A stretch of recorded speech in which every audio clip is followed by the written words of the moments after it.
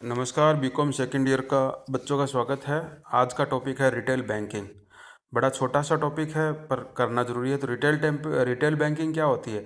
तेजी से आर्थिक विकास के साथ साथ आय बढ़ने और गरीबी हटाने के लिए बैंकों को एक परिवर्तनकारी एजेंट की भूमिका दी गई।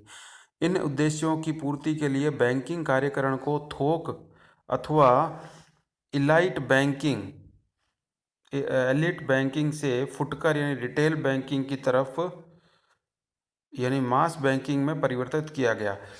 तो रिटेल बैंकिंग एक्चुअल में शब्द का मतलब क्या हुआ? रिटेल बैंकिंग, आज़ादी से पहले बैंकिंग जो थी वो केवल बड़े बड़े पैसे वाले लोगों को और बड़े अमाउंट के रूप में ही बैंकिंग का उपयोग होता था। आम जो भारतीय नागरिक थे उनके लिए, आम गरीब आदमी के लिए बैंकिंग की व्यवस्था नहीं थी।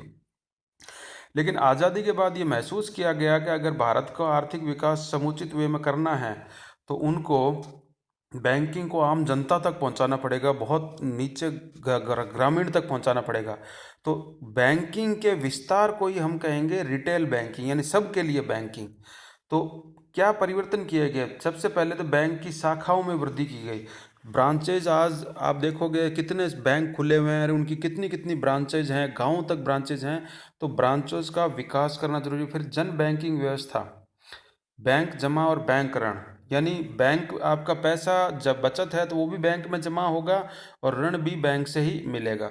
अग्रणी बैंक योजना, भारत सरकार ने समय समय पर बैंकिंग के विकास के लिए अलग अलग तरह की योजनाएं लाई गई, जिसमें एक योजना आई थी अग्रणी बैंक योजना। जून 1993 तक इस स्कीम के तहत कुल 483 जिलों में ये कार्य हुआ।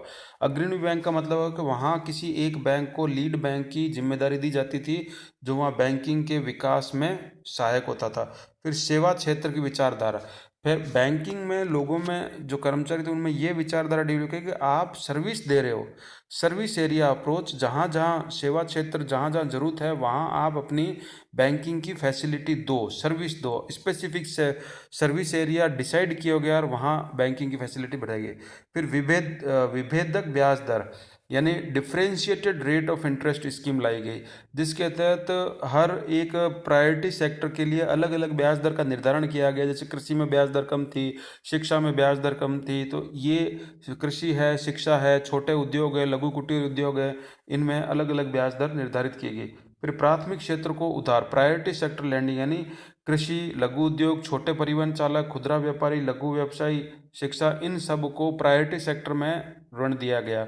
और उपभोक्ता ऋण योजना, उपभोक्ता ऋण योजना का मतलब था कि जब बाजार में वस्तुएं मिलेगी तो उपभोक्ताओं को उन वस्तुओं को खरीदने के लिए ऋण देना, जैसे कार का ऋण देना, किसी छोटी कंज्यूमेबल गुड्स है उसके लिए ऋण देना, ताकि वो चीज़ बाजार में खरीदी जाए और उसकी मांग बढ़े। तो इस तरीके से आप देखोगे कि रिटेल बैंकिंग एक बड़ा छोटा लेकिन इम्पॉर्टेंट क्वेश्चन है, जिस पर आपके एक छोटा शॉर्ट नोट 2 नंबर या 4 नंबर का क्वेश्चन आ सकता है कि रिटेल बैंकिंग क्या होती है। अगले लेक्चर में हम अगला टॉपिक पढ़ेंगे, तब तक पढ़ते रहिए, स्वस्थ रहिए।